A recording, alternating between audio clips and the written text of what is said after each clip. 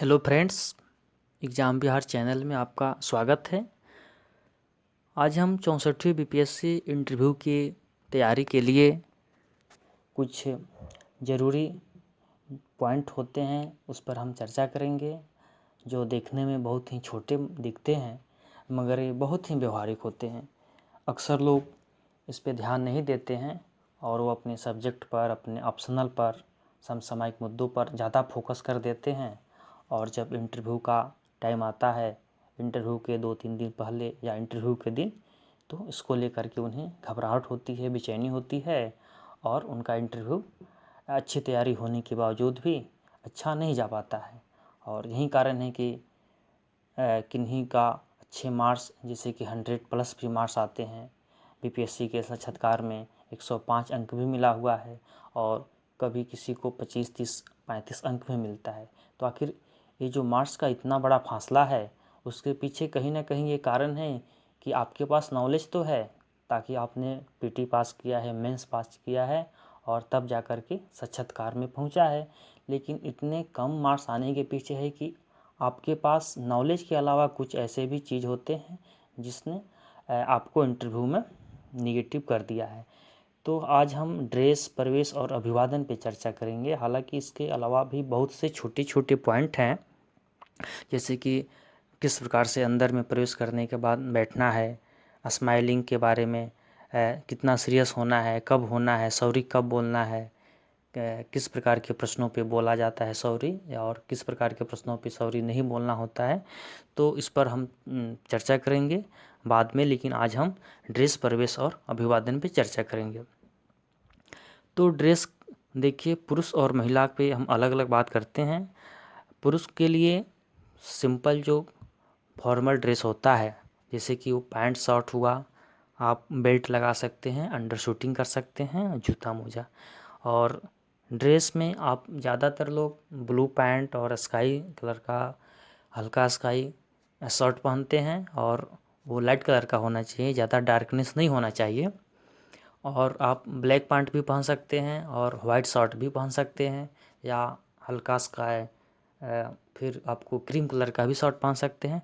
तो आपको जी अच्छा लगे, ऐसा नहीं है कि हाँ एकदम यही पहनना है। आप अपने ड्रेस को पहन करके आप ये देख सकते हैं।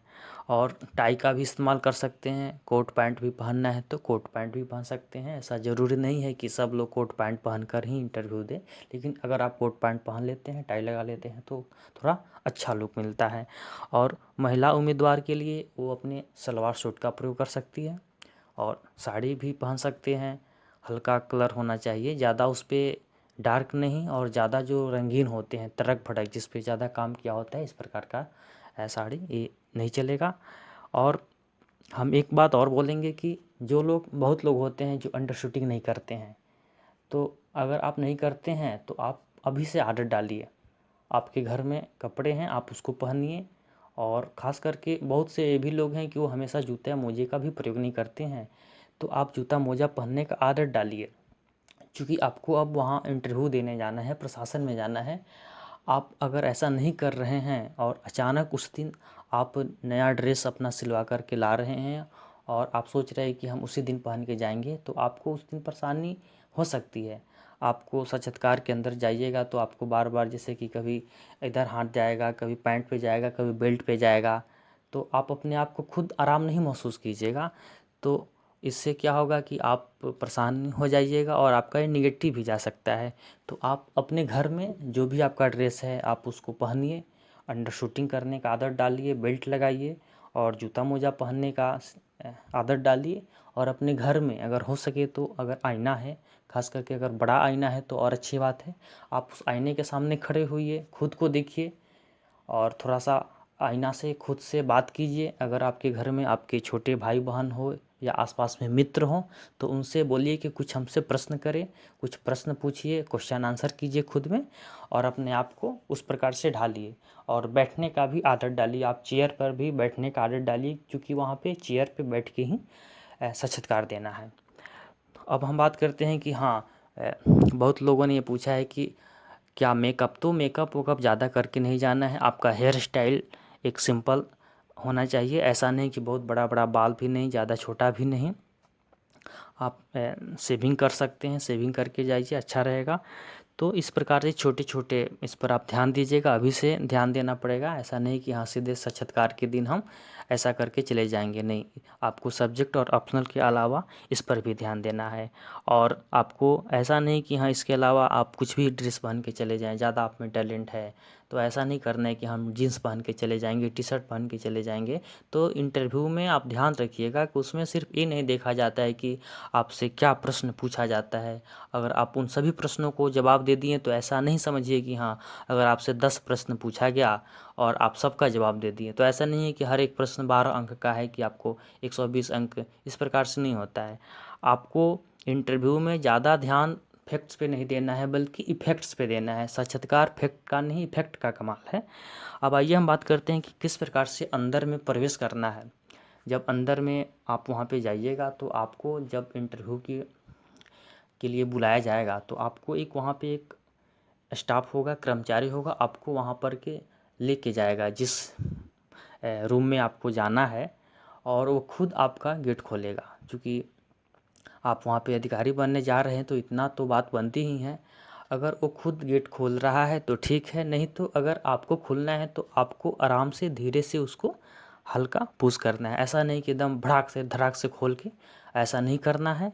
उसके बाद गेट खोलने के बाद आपको वहाँ पे अभिवादन करना है। या आप सबसे पहले आपको वहाँ पे पूछना है कि sir may I coming sir, या आप हिंदी इंग्लिश किसी भी चीज़ में पूछ सकते हैं, इसके लिए कोई भाषा का कोई इशू नहीं है। उसके बाद जब आपको इजाज़त मिलेगा तो आपको वहाँ से चल के और आराम से धीमी गति में, ऐसा नहीं कि बहुत तेज़ी से दौड़ के, आराम से जाना है। और एकदम आराम से भी नहीं, आप जिस प्रकार से चलते हैं उस प्रकार से आप अंदर जाइए।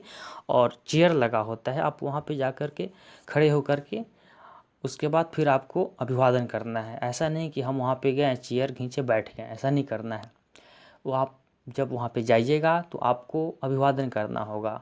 अगर वहाँ पे कोई लेडी कैंडिडेट है जो मेंबर हैं तो सबसे पहले आप उनको, उसके बाद बाकी अन्य सदस्यों को।